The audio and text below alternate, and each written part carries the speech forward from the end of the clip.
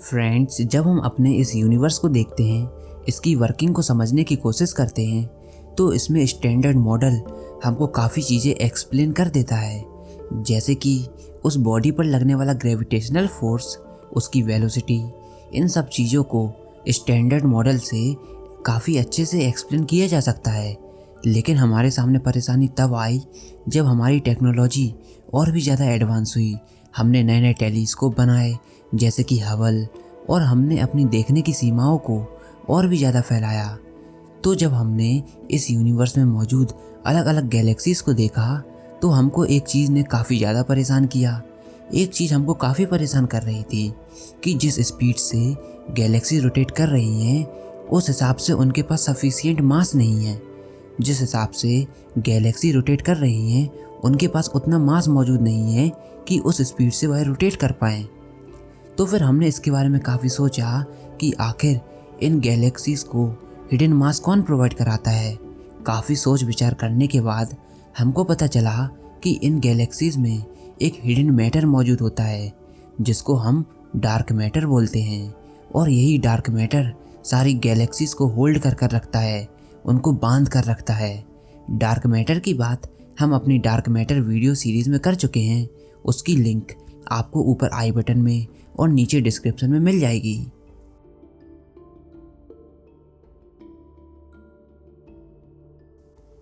अब दूसरा, हमने अपने यूनिवर्स में यह देखा कि हमारा यूनिवर्स ना केवल एक्सपेंड हो रहा है, बल्कि वह एक्सीलरेटिंग रेट के साथ एक्सपेंड हो रहा है, एक्सीलरेट भी कर रहा है।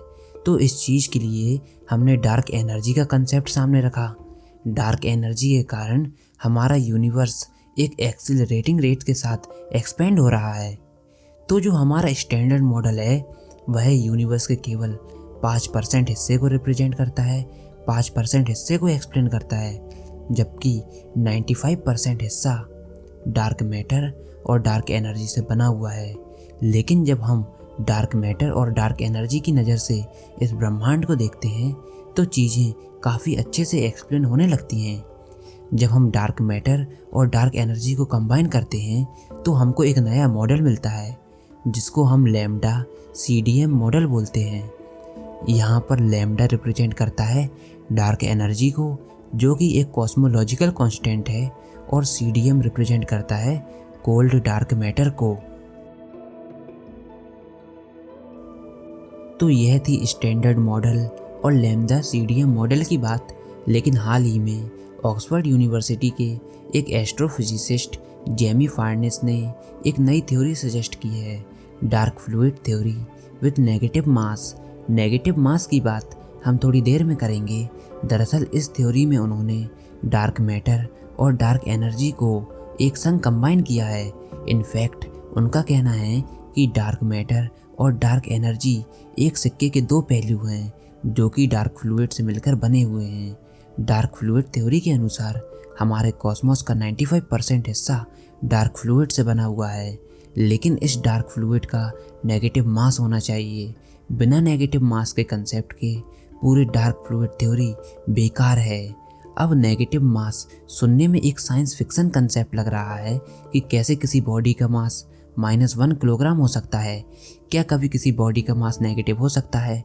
हमने तो अभी तक नहीं सुना। अगर हम न्यूटोनियन फिजिक्स से देखें तो ऐसा हो सकता है। मान लेते हैं कि कोई बॉडी का नेगेटिव मास है, तो उसके कुछ वियर्ड कैरेक्टर्स होंगे। जैसे कि जब आप किसी नॉर्मल बॉडी पर, नॉर्मल मास वाली बॉडी पर फोर्स लगाते हैं, तो वह बॉडी एक्सेलरेट करती है जिस डायरेक्शन में आप फोर्स लगाते हैं। जैसे आप किसी बॉल पर फॉरवर्ड डायरेक्शन में फोर्स लगाते हैं, तो वह बॉल आगे की तरफ फेंकती है। लेकिन अगर आप किसी नेगेटिव मास वाली बॉल पर फोर्स लगाएंगे, तो वह बिल्कुल अपोजिट चीज़ें शो करेगी। वह आगे जाने की बजाय अपोजिट डायरेक्शन में मूव करेगी, आपके पास आएगी। है ना यह कितना अजीब? बिल्कुल इसी तरह ग्रेविटी किस चीज़ पर काम करती है। कोई मास वाले ऑब्जेक्ट पर ग्रेविटी चीज़ों को अट्रैक्ट करती है, लेकिन इमेजिन कीजिए कि अगर किसी चीज़ का नेगेटिव मास हो, तो वह चीज़ अट्रैक्ट होने की बजाय रिपल्स करेगी, दूर जाएगी, उस पर नेगेटिव ग्रेविटी एक्ट करेगी। और बिल्कुल यही चीज़ जेमी फार्नेस ने अपनी डार्क फ्लूइड थ्योरी में बताई है। डार्क फ्लूइड का नेगेटिव मास होता है और यह फ्लूइड पूरे कॉस्मोस में भरा हुआ है। तो अगर डार्क फ्लूइड पूरे कॉस्मोस में मौजूद है तो उस पर नेगेटिव ग्रेविटी एक्ट करेगी, जिसके कारण सभी चीज़ें एक दूसरे से दूर जाएंगी, सभी गैलेक्सीज एक दूसरे से दूर जाएंगी। और जब हम असल में देखते हैं तो ऐसा होता भी है, सारी गैलेक्सी एक दूसरे से दूर जा रही हैं, हमारा यूनिवर्स एक्सपेंड हो रहा है। तो यहाँ पर डार्क फ्लूइड डार्क एनर्जी की तरह काम कर रहा है, क्योंकि हम लोग अभी तक डार्क एनर्जी का सहारा लेते थे इस यूनिवर्स के एक्सपेंशन को समझाने के लिए। पर यहाँ पर डार्क फ्लूइड भी हमारे यूनिवर्स एक्सपेंशन को एक्सप्लेन कर रहा है। ठीक है, डार्क फ्लूइड ने पहली चीज़ तो समझा दी कि हमारा यूनिवर्स एक्सपेंड हो रहा है, लेकिन क्या dark fluid theory dark matter को एक्सप्लेन कर सकती है? जिस तरह डार्क मैटर हमारी पूरी गैलेक्सी को होल्ड करता है, क्या डार्क फ्लूइड हमारी गैलेक्सी को होल्ड कर सकता है? तो इसको मैं आपको एक प्रैक्टिकल एग्जाम्पल लेकर समझाता हूँ। आप एक पानी का भरा हुआ ग्लास लीजिए और उसको डार्क फ्लूइड की तरह इमेजिन कीजिए। अब आप ऑयल ड्रॉप लीजिए और उस ऑयल ड्रॉप को उस फ्लूइड में डालिए, यानी कि पानी में डालिए। यहाँ पर ऑयल ड्रॉप रिप्रेजेंट करता है गैलेक्सी को और वाटर रिप्रेजेंट करता है डार्क फ्लूइड को। तो अब आप यहाँ पर क्या देखेंगे कि वह ऑयल ड्रॉप पानी में मिक्स नहीं होता, बल्कि वह उस वाटर में फ्लोट करता है। बिल्कुल इसी कंसेप्ट पर बेस्ड हमारा पूरे यूनिवर्स डार्क फ्लूइड से भरा हुआ है और गैलेक्सीज इस डार्क फ्लूइड में फ्लोट कर रही हैं, बिल्कुल उसी तरह जिस तरह ऑयल ड्रॉप पानी के ऊपर फ्लोट करती हैं। तो इस प्रकार से dark fluid theory dark matter को भी एक्सप्लेन कर देती हैं। तो dark fluid theory dark energy और डार्क मैटर दोनों को एक्सप्लेन करने की ताकत रखती हैं। तो जेमी फार्नेस का कहना है कि हो सकता है कि अभी तक हम यूनिवर्स में गलत चीज़ को देख रहे हों। डार्क मैटर और डार्क एनर्जी को देखने की बजाय हमको डार्क फ्लूइड को ढूंढना चाहिए। लेकिन जरा रुकिए, क्या नेगेटिव मास वाकई में मौजूद होता है? इस थ्योरी का सबसे बड़ा इशू यही है कि हमने अभी तक नेगेटिव मास को नहीं देखा। लेकिन फार्नेस का कहना है कि जिस तरह नेचर में सभी फिजिकल फोर्सेस पोलराइज्ड होते हैं, उसी तरह मास को भी पोलराइज्ड होना चाहिए। उनका कहना है कि जिस तरह इलेक्ट्रिकल चार्जेस पॉजिटिव और नेगेटिव होते हैं, मैग्नेट के भी दो पोल होते हैं, एक साउथ पोल और एक नॉर्थ पोल। और यहाँ तक कि क्वांटम इन्फॉर्मेशन भी पोलराइज्ड होती हैं। तो हम फिर क्यों मास को नेगेटिव नेचर में नहीं देख रहे?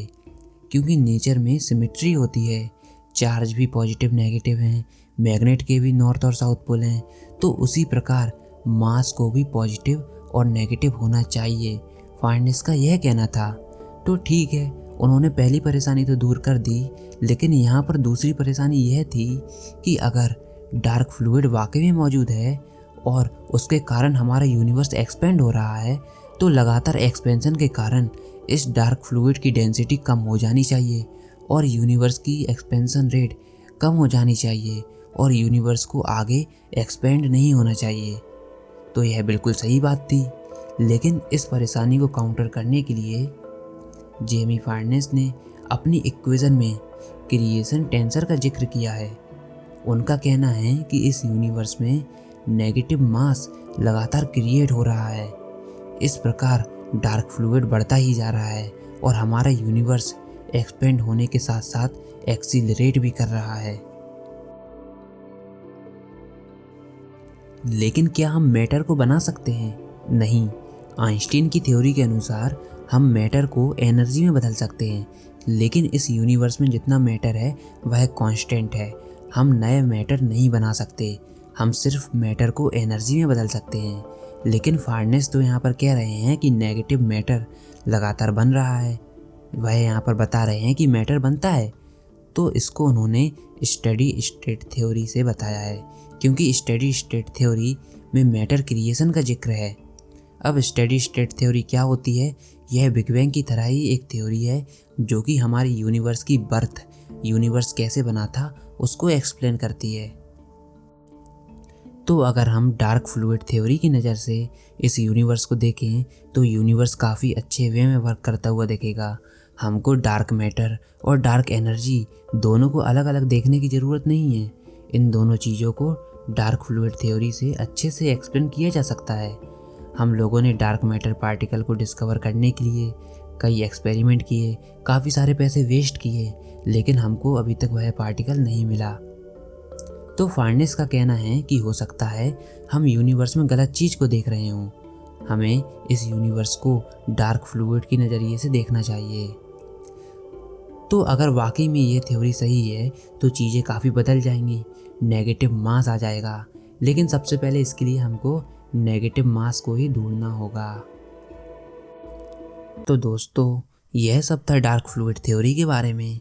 आई होप आपको ये वीडियो ज़रूर पसंद आई होगी और इस वीडियो से आपको कुछ नया सीखने को ज़रूर मिला होगा। तो इस वीडियो को अपने सारे दोस्तों के साथ शेयर कीजिए, साथ ही साथ इस वीडियो को लाइक कीजिए। आपको यह वीडियो कैसी लगी कमेंट बॉक्स में लिखकर ज़रूर बताइए और चैनल को सब्सक्राइब कीजिए, बेल आइकन को प्रेस कीजिए ताकि आने वाली कोई भी इंटरेस्टिंग वीडियो आपसे मिस ना हो पाए।